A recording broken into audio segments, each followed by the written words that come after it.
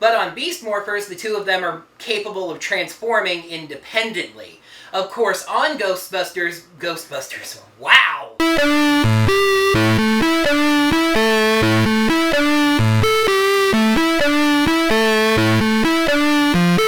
We need a plan, you fools!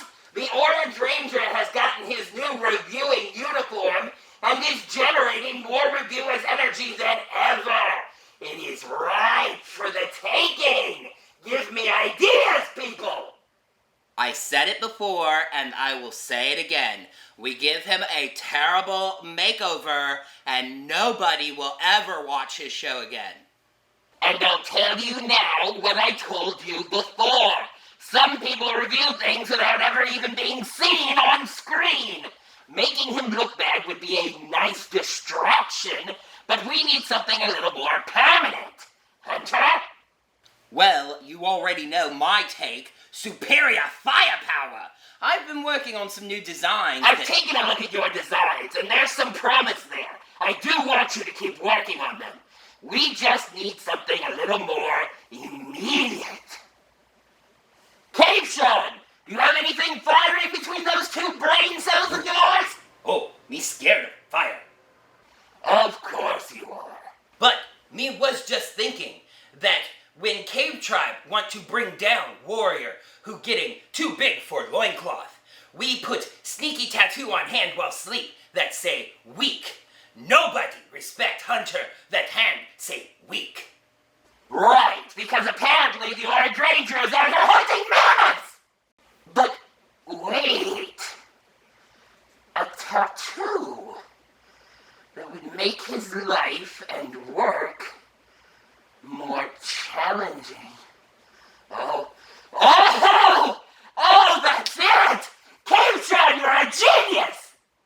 So, me can have bird meat?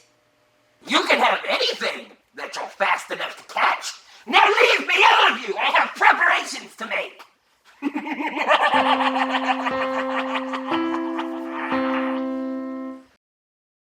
Hello there, heroes. I'm the Orange Ranger, and welcome to another Power Rangers Beast Morphers episode review.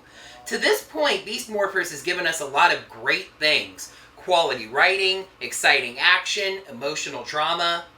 What we hadn't gotten from Beast Morphers to this point was controversy.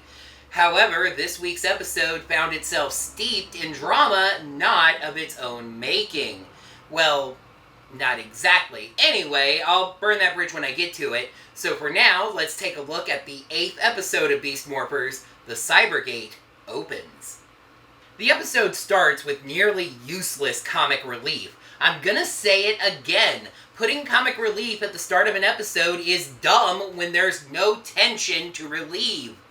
Ben is wandering the halls of Grid Battle Force following a tracking signal.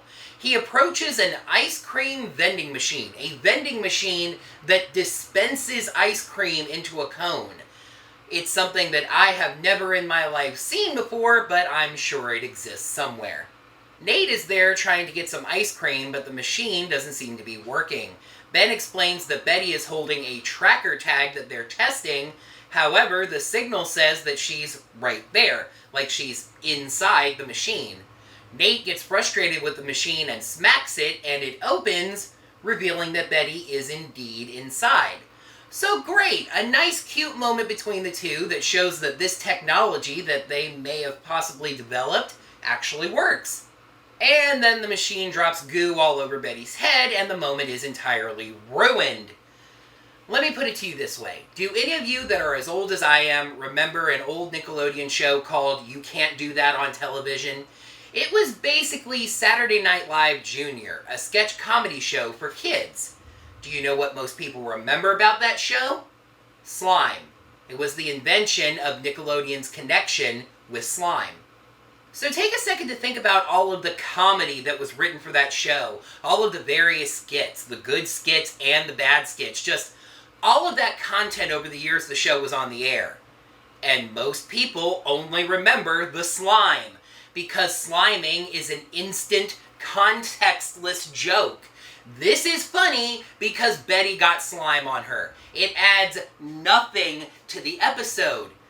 I'm not going to pretend that the opinion of older fans like myself really matters all that much to the writers of the show, but I've been seeing it all over the place. We are getting really tired of the farts and the burps, the slime and the stumbling, this slapstick comedy.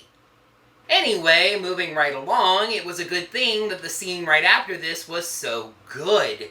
Nate seems to be developing new weapons for the Rangers, including a phone that turns into a blaster. He finishes and sets them aside, and an interesting note that Japanime caught here, it was interesting that he only made 2 of each blaster and weapon instead of 3. Nate gathers his things, including a gold backpack, and prepares to head out. And then the Rangers walk in and ask Nate where he's going. He's honest with them, telling them about his plans to upgrade these weapons with animal DNA, so he's heading out to the woods to find some animals. And the Rangers play good soldiers, reminding Nate that he is not supposed to leave the base without an escort. He says that he can take care of himself, and Zoe very wisely pivots things, saying that they can come along with him and just provide him some company. Nate sees right through this, of course, but doesn't really have a choice in the matter, so he forces a smile and agrees. Meanwhile, at a warehouse in Coral Harbor, Scrozzle is building the Cybergate. Actually, the Cybergate is basically done and is a portal that will allow Evox to return to the human dimension. However, there is one part of the process that is still missing. Being Data, Evox is going to need something to exist in when he returns to the human dimension, and they figured that the best possible thing that he could exist in would be a robotic body. However, Scrozzle says that building a robot that can hold all of Evox is a bit above his punching weight. And another great point from Japanime here, you should be watching his reviews to get these excellent points yourself. Evox built the Gigadrones, but he can't build a robot that will hold Evox. That's actually a very subtle but great statement of Evox's strength. So, Blaze and Roxy ask what the next step in the plan is, and Scrozzle says that the one who can build that robot is Nate, holding up a magazine cover of him. Blaze and Roxy are delighted with this idea, saying that Nate is small and weak, and capturing him won't be a problem. Scrozzle tells them to pick up some Morph-X to power the portal on the way back, which kind of makes me wonder if they've already run out of the Morph-X that they had from before, or if they're saving that for more general operations. In the forest, Nate is searching for animals while the Rangers amuse themselves. Nate has some kind of special scanner that has the ability to scan creatures and somehow extract DNA samples from them. I don't really understand it. We see sparkles come off of the creatures, and the DNA is then loaded into a tube. Maybe it's extracting, like, outer skin samples? The creatures don't seem to react in any sort of pain, like it's hurting them. Anyway, he finds a praying mantis and decides to scan that, getting some DNA from it. Zoe brings him a spider to scan, which would have been awesome, by the way. But while Nate loves all the animals, he's actually terrified of spiders. As he locates a scarab beetle, Commander Shaw contacts the Rangers. There's a new Robotron on the scene, and the Rangers have to go fight.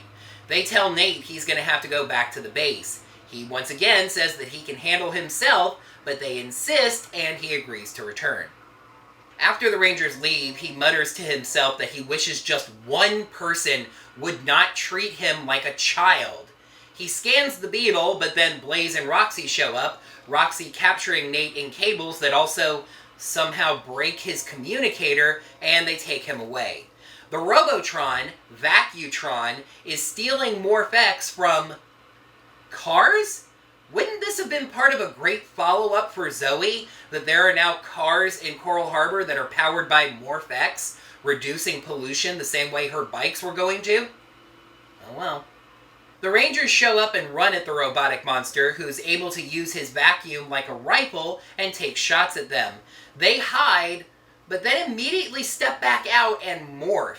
It just makes me think that this would have been a good opportunity to establish that the morphing process raises a shield, just like the Megazord process does, because otherwise, why didn't Vacutron just shoot at them again?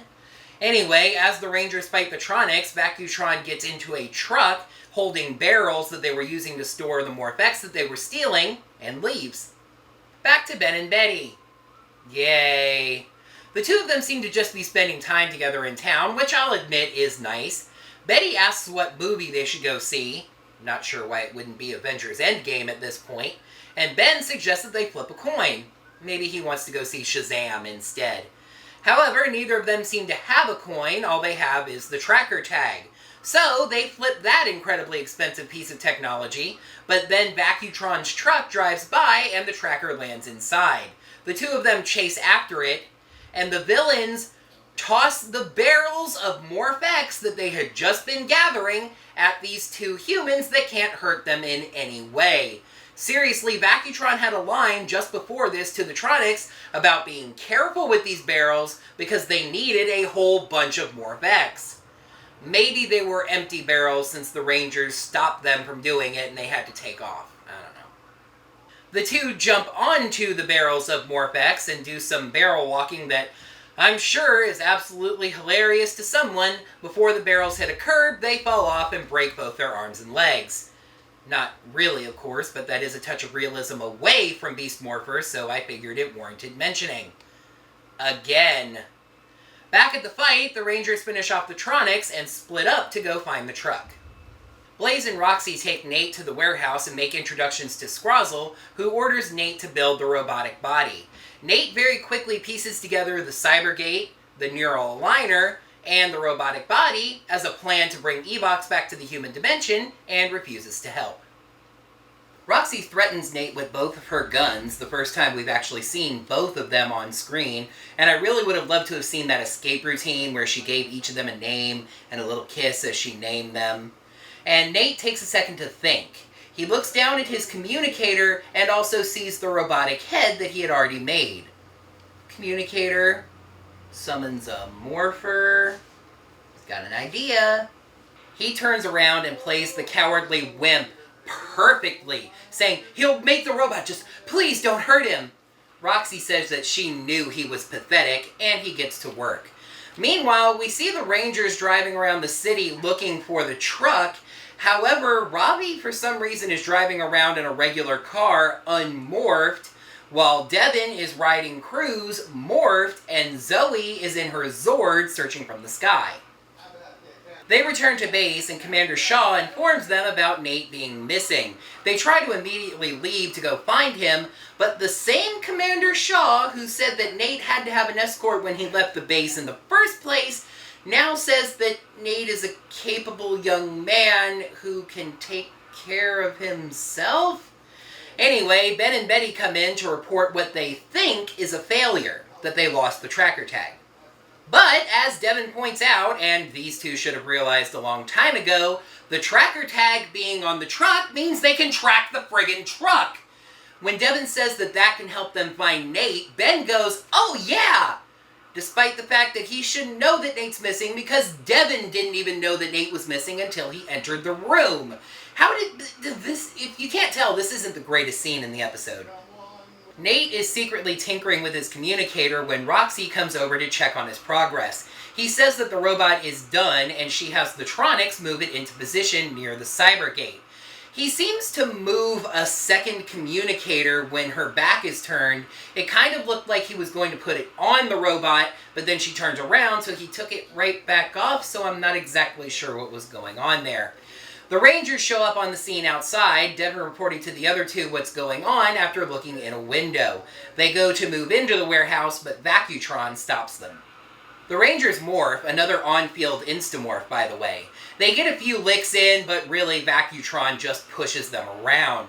In the warehouse, the robot is placed under the neural liner near the Cybergate, and Scrozzle activates it. Evox swimming through the Cybergate in what's actually a really cool visual as his data starts to field into the robot. Nate finally gets his communicator working, using its transport function to summon the blaster that he made. He shoots the Cybergate, and Evox is flung back to the cyber dimension. All the villains are flung back by the explosion, and Nate puts his plan into action. He runs up and shoots tubes leading to the aligner, allowing Morph-X to flow directly into it. He then stands directly underneath it, holding the tubes of Scarab and Mantis DNA. Green energy flows down and then turns gold. Outside, Zoe thinks that she needs to save Nate from whatever's going on, running towards the warehouse, but Vacutron shoots her in the back, preventing her from getting in there. But don't worry, Zoe, Nate's actually fine. In fact, Nate's a lot better than fine. Heroes, Nate has morphed into the Gold Ranger. Blaze realizes that Nate has played them. This was his plan from the very beginning. However, this plan happens to have a part 2. Or at least it might have had a part 2, since Nate kind of seems as surprised as everyone else. The robot body stands up and then is morphed into the Silver Ranger. The Silver Ranger has a very Buzz Lightyear kind of voice and personality. Boasting and braggadocious, but also jovial and kind. And just to address it, because I know somebody's going to ask me about it if I don't, in the Sentai Go Busters, the armor, the outer pieces of the Beastbot was actually the Gold Ranger's suit. You can actually see that in the fact that both the Beastbot and the Gold Ranger have similar brace-like protrusions on their shins. The Beastbot, or Buddyroid in the Japanese series, actually had the Silver Ranger suit underneath that armor. But here, both of them just morph and presumably can do so independently. Of course, both Beatbuster and Stagbuster on Go Busters transformed independently at least once, which I found a little strange. Like, when Beatbuster transformed by himself, I assumed that the armor just flew over to where Stagbuster was. But when Stagbuster transformed, where did the armor go? Anyway.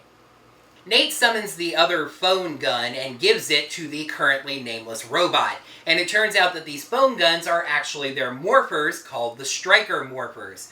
Blaze and Roxy morph, 2 Rangers versus 2 Rangers, and the 2 new Rangers literally leap into battle and then start leaping around shooting anything and everything.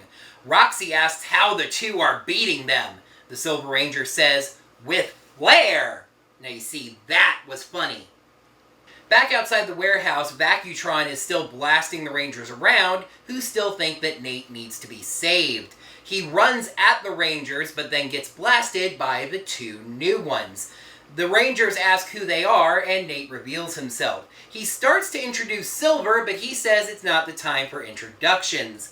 Over in the Cyber Dimension, Blaze and Roxy return and demand that Scrozzle make them a Gigadrone to deal with the situation. Scrozzle rightly points out that the 2 of them said that Nate was weak, and now he has to fix their mistake. Vacudrone teleports in, still waiting on that advanced warning for Gigadrones to actually mean something, and the Rangers tell Nate. He tells them to go, saying they'll take care of the Tron. Strangely, Devin's Zord launches already in battle mode instead of in racer mode like normally. Vacudrone sucks some Morph-X out of Devin's Zord, but Zoe saves him. Nate and Silver, you might notice that Nate's last name is Silva, I thought that was kind of cute, push the Robotron around. He summons Tronics, Nate says there's a lot of them, but Silver says he can handle it. Meanwhile, Robbie puts the Wheeler Zord into Gorilla mode, firing banana missiles that clog up the drone's vacuum. They form the Megazord and finish it off. Meanwhile, Nate and Silver just keep beating the crud out of Vacutron. They summon their Striker Morphers, which they had already been holding a few minutes ago, but anyway, to do a final attack. Silver steps in front of Nate, who pushes his head to the side to put his blaster there to do a combo final attack. Ah, they're acting like brothers already. Back at the base, Commander Shaw congratulates the Rangers, including the newest 2, and says that it's nice to meet the new Beastbot, and Nate realizes that the Beastbot doesn't actually have a name yet. He suggests Mr. Fantastic, Super Handsome, Strong as Steel, but Nate shortens that down to just Steel. Devin asks how Steel was even able to morph. The implication here is that the morphing process requires human DNA. I guess it's more something about bonding 2 different types of DNA. Anyway, Steel steps in and says that's easy. He's human. What now? Nate says that Steel is correct. Kind of. You see, while he was captured, Nate did some research and discovered that MorphX is just a DNA bonding supergoo. The process that bonded Mantis DNA to Nate's DNA also bonded Scarab Beetle DNA to Steel. But how, when there was no other DNA for it to bond to? The process also bonded Nate's DNA to Steel to bond with the Scarab Beetle DNA. So yes, not only did that process allow Steel to morph, but technically speaking, Nate finally has a real, honest-to-goodness brother. Back at the warehouse, which Grid Battle Force didn't apparently bother to, clear out, Scrozzle and the Tronics repair the Cybergate. Scrozzle returns to the robot dimension to report to Evox that the Cybergate is still functional. Blaze and Roxy declare that the Silver Ranger is now their target, because that is Evox's robot body. One last time for a while, heroes. Let's throw some shades. Episode 8, The Cybergate opens. Prose, the wonderful story of Nate the Gold Ranger, Steel's amazing personality, and that thing I said we have to talk about. Cons, Ben and Betty, some missed details, and another thing we have to talk about. I want to give this episode 5 shades, but it gets 2 quarter-point deductions whose names both start with B. The Cybergate opens gets 4.5 shades out of 5. This was such an amazing and well-written story because it ties together these elements that we have from previous episodes. This is what makes serial storytelling so great. Nate is frustrated not just with the new rule about having to have an escort, but constant babying and concerns over his welfare. It fits what we know about his character. I got a huge Cam, Ninja Storm, vibe from Nate. Sure, I made all of this technology, but I can fight too. Nate's stated desire for a brother, a real family member, manifested so strongly it became a part of his plan to make good out of Scrozzle's bad, which itself was a plan stretching back through several episodes, stealing technology, whispers in the background of this plan that he was working on, which all manifested into an incredibly intelligent idea to put Evox in a robotic body. We've only gotten just a few minutes of Steel, the Beastbot, but I can already tell he's going to be an amazing character. You'd think that his bragging is going to be annoying at first, but then he turns to Nate and includes him and talks about how the two of them are such a great team, and you can just tell that the two characters are going to work so well together. I can already see some great stories coming from Steel, and this is before you factor in the looming threat of Evox being in control of the Silver Ranger power. But you might want to pause the video and grab a drink here because this is the big weighty thing that we have to talk about. A preview clip for this episode was posted on Thursday revealing Nate becoming the Gold Ranger. I actually take some issue with that itself because it spoiled the episode's big reveal. But it's what resulted from that clip that's such a big deal that's still rippling through the Ranger fandom even days later. Blake Foster, who played Justin Stewart, the Blue Turbo Ranger, took to Instagram to express his, shall we say, displeasure with the choice of Nate as the Gold Ranger. He called Nate, and really by extension the actor who plays him, Abraham Rodriguez, a weenie, and said that he looked unworthy of being a Sixth Ranger, such as gold, or green, or white. When it was rightly pointed out to Blake that Justin himself was a 12-year-old nerd who became a Power Ranger, Foster used frankly homophobic language in his response to that, saying it was just as gay to make a kid a Ranger as it was to make Nate the Gold Ranger. Being frank, even though my name's Sean. This video is not about Blake, and since I am a review channel and not a news channel, I'm not really going to talk much about this. I would recommend heading over to Ranger Liz's channel. She posted a fantastic video, even though it was something she didn't want to talk about. Journalistic integrity just demanded that she cover the topic, and she did so excellently in my humble opinion. So make sure you head over to her channel to watch a video about that. But I will say that Foster has since spiraled into a social media storm, posting a video apology that was really more about defending himself, and since then replying to other Instagram users that agreed with him, defending what he said, and even called another detractor a fairy. I just want to take a second to state here on my channel, officially, OrangeRangerVideos, that I firmly believe that anyone can be a Power Ranger. Any gender, any race, any orientation, any body type, anyone. I find Blake's statements to be patently offensive, and I disagree with them with every fiber of my being. And if you don't like that, you can feel free to dislike this video, unsubscribe from the channel, unring that bell, and don't leave a single penny in any of my digital tip jars. But moving on, it's just amazing that this controversy bubbled up for this episode because Blake's real-world views are a perfect reflection of how Blaze and Roxy felt about Nate. Actually, even the Good Rangers, everyone saw Nate as weak. Devin said he's not a fighter. Commander Shaw put her lead scientist on the freaking buddy system. Blaze and Roxy said he was weak and tiny and felt like capturing him would be easy. And he showed them all up. His smarts allowed him the time to put his plan into action, and when the moment came and he was the only one there that could take action, he bravely stepped up and did what had to be done, stopping Evox, and even took a chance on what, if you really think about it, was kind of a jerry-rigged morph. He built himself a robotic brother and even made him a Ranger too. All in all, Nate rocks and is a welcome addition to the Ranger legacy. He joins a proud cadre of nerdy Rangers like Billy, Cam, Kendall, Noah, Kendricks, etc. There have been Rangers that have been thousands of years old and as young as 12. This season features the first Power Ranger from India. This is the picture of diversity. Once a Ranger, always a Ranger. I welcome Nate to the Ranger legacy and congratulate Abraham on his amazing performance in this episode. And sometimes on the sunniest of days, there's a sudden afternoon thunderstorm, and there were 2 gray storm clouds in the sky this week.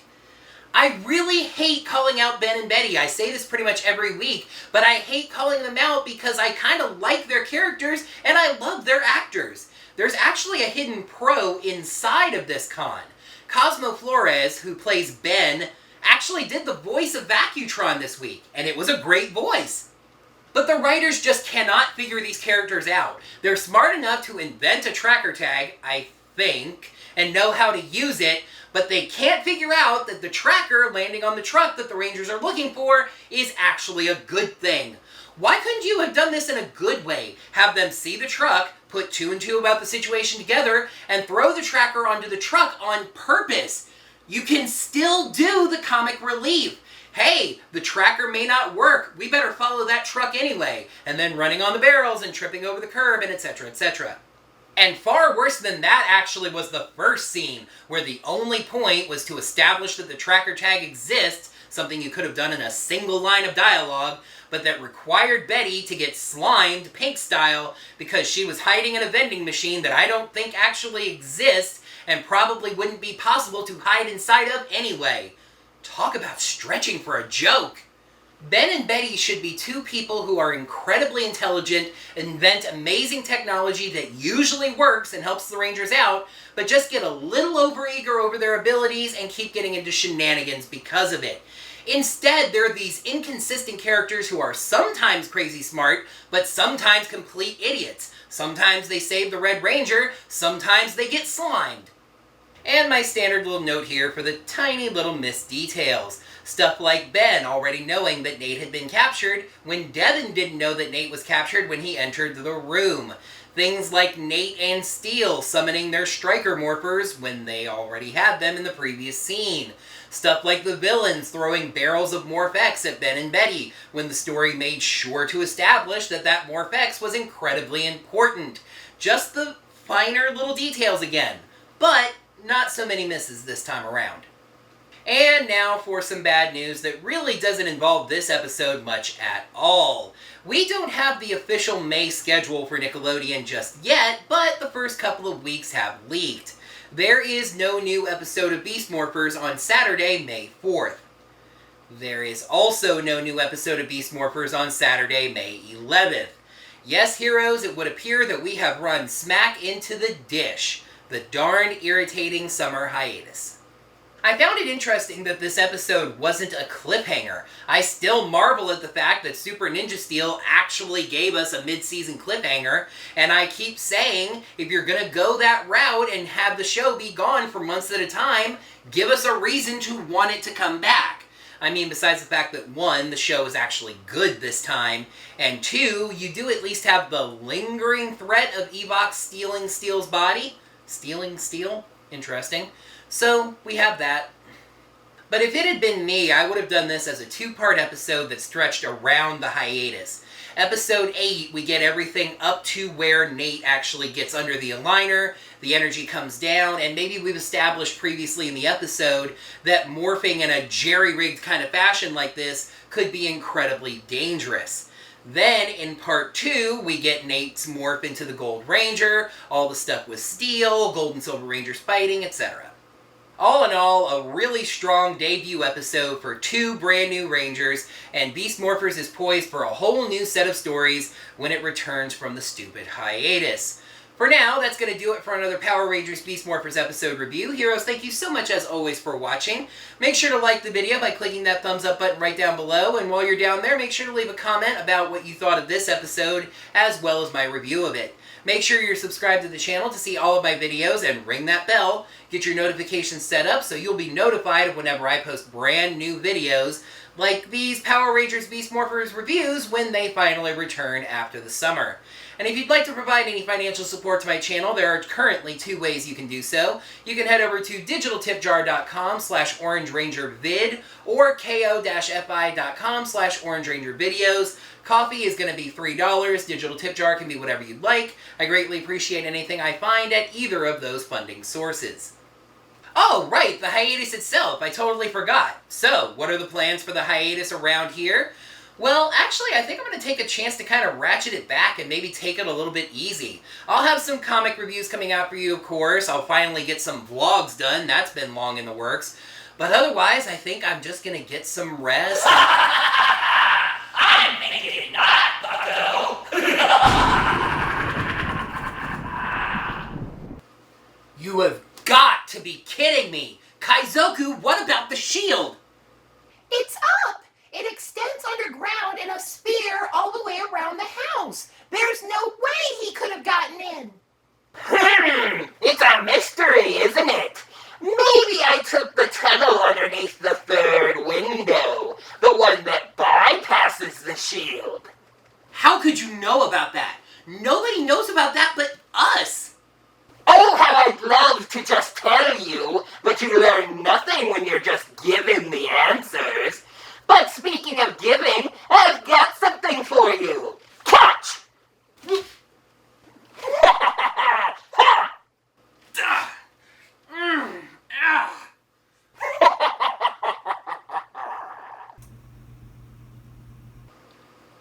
Aquarius? You stamped me with my zodiac sign? Why? Yet again, you learn nothing when you're just given the answers. But I am in a generous mood today, so here's 2 hints. Hints? Forget about it, dude. This ain't no Sherlock Holmes. Quiet, you asinine alligator! Hint number 1, that mark on your hand is a curse. That's really more of an explanation than a hint. Be quiet! You see, this little hiatus of yours won't be a time of top 10 videos or your beloved topical videos. You're working through this hiatus hint you have to what that show is hint number 2. It's related to the mark. Okay then, now the main question. Why would I possibly agree to do that? Were you always so in love with the sound of your own voice? You do know that Aquarius is normally a water sign, right? Actually, it's an air sign. Nobody that isn't human or me can talk anymore. As I was saying, it's now a poison sign. Given enough time, that little mark will change the polarity of your body, making your own reviewer's energy poison to you. Given enough time, you'll have to give up your little show, and your reviewer's energy will belong to me! That's where you're wrong, Chrome Face. There is nothing I can't review. We'll find a way to get this thing off of me, but in the meantime, we'll play your little game. So, what's the show?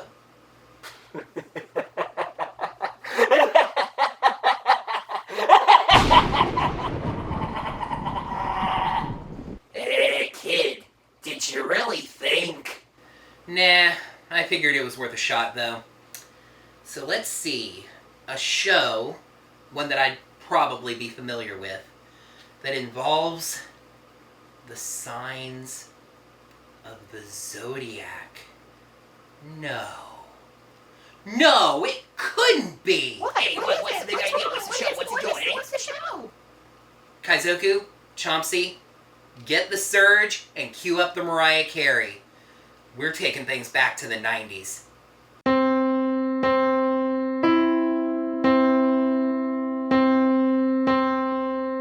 What we haven't gotten from Beast Morphers to this point was controversy. But, yeah. However, this week's episode is down. So Ben explains that Betty is holding a tracker tag, but, you know what most people remember about that show? Slime. It was Nickelodeon's connection. Do any of you that are as old as I am, oh god, alright. Do any of you that are as old as I am, yeah, aren't. Do any of you that are as old as I am remember? However, somebody says something. In the forest, Nate is scanning for animals while he's searching. Why didn't Vacutron just shoot at them again? Anyway, Ben asks Betty what movie they should go see. No, Betty, I think, says, yeah. But then Vacutron's truck drives by and the tracker lands inside of it. Nate paces fart. Who orders, what? Now! He shoots tubes leading to the, seeing as Nate seems as surprised as any, yes? Thank you, I think. You can see this in the fact that both the Beast Bot and the Gold Ranger have these kind of built-up brace-type things on their shins that are exactly the same. You can see that in the fact that the Beast Bot and the Gold Ranger both have these similar brace-like protrusions. Back outside the warehouse, Vacutron is still blasting the Rangers around, but the Vacutron runs the Vacutron. The process also bonded Nate's DNA to Steel. Now, because that is Evox's robot. I just want to take a second to state here firmly on my channel that OrangeRangerVideos and myself that are the same thing. But the writers can't stuff like Nate and Steel summary. Ooh boy.